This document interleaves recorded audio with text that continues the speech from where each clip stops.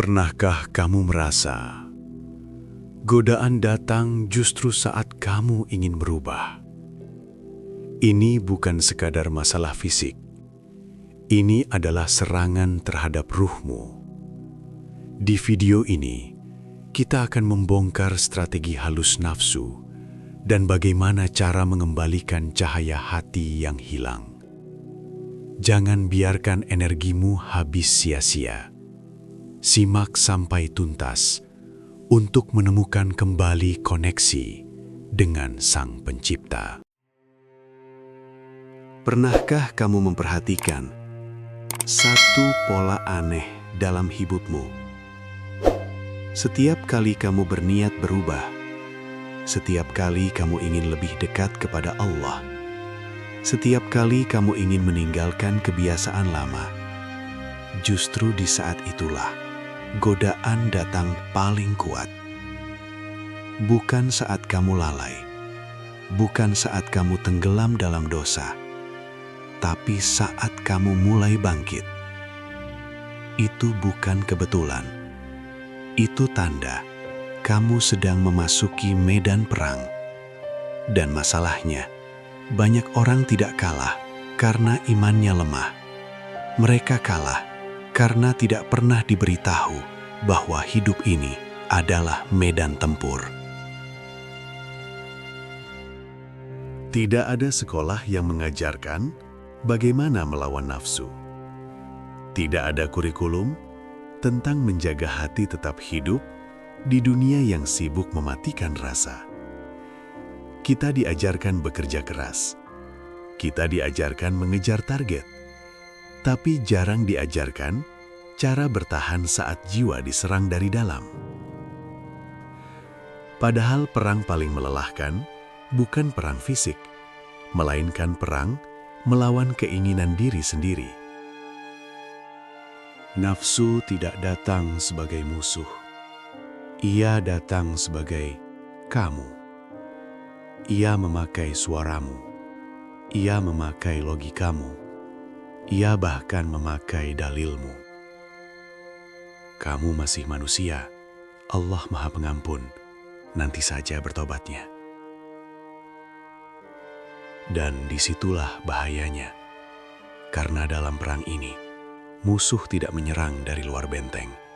Ia sudah berada di dalam pikiranmu. Secara ilmiah, nafsu memang bisa dijelaskan. Dopamin meningkat, otak mencari pengulangan, tubuh ingin sensasi. Itu normal. Tapi yang jarang dibicarakan adalah ini.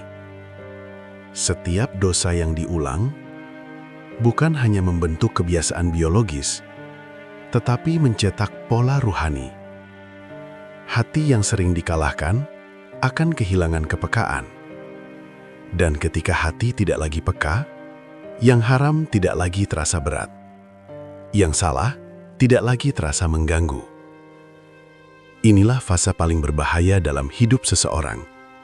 Bukan saat ia jatuh, tapi saat ia jatuh tanpa rasa bersalah.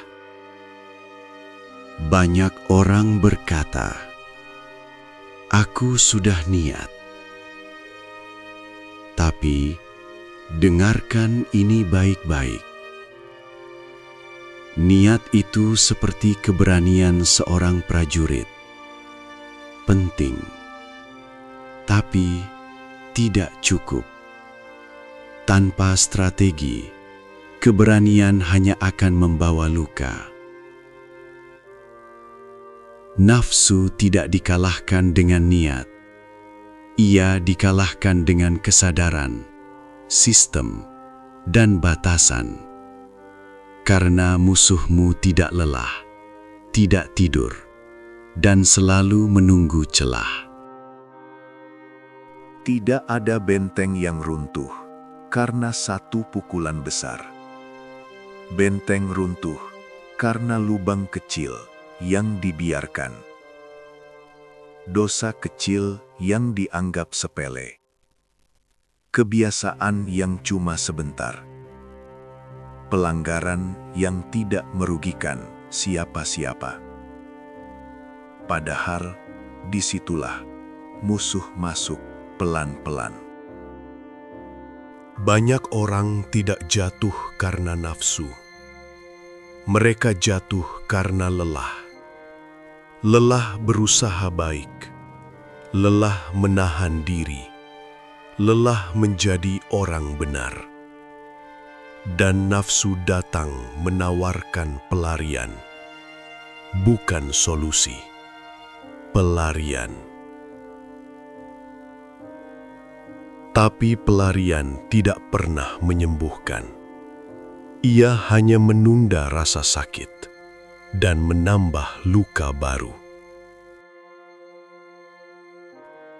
Allah tidak meminta kamu sempurna. Allah tidak menuntut kamu tanpa dosa. Yang Allah minta adalah kejujuran untuk kembali. Karena setiap kali kamu kembali, sebenarnya kamu sedang menang satu ronde dalam perang panjang ini. Senjata pertama, sadar bahwa ini perang, bahwa godaan bukan sekadar keinginan. Senjata kedua, jeda, menunda 1 menit, karena 1 menit bisa menyelamatkan 1 malam. Senjata ketiga, menjaga jarak dari pemicu, dari lingkungan, dari akses, bukan karena lemah, tapi karena ingin selamat. Senjata keempat, amal tersembunyi yang hanya Allah tahu, yang menyalakan kembali nur di dada. Senjata kelima, taubat strategis, bukan menunggu hancur, tapi kembali sebelum runtuh.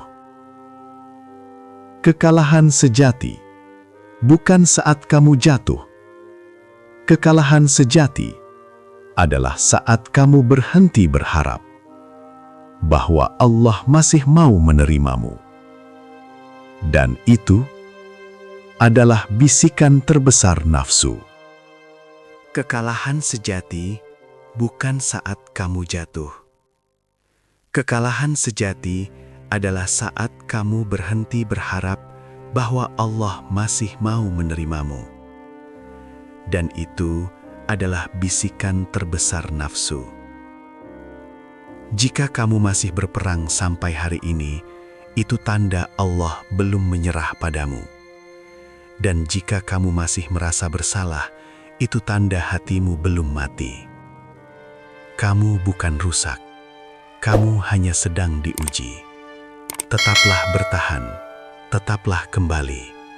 Karena perang ini bukan tentang siapa yang tidak pernah jatuh, tetapi siapa yang selalu bangkit dan pulang kepada Allah.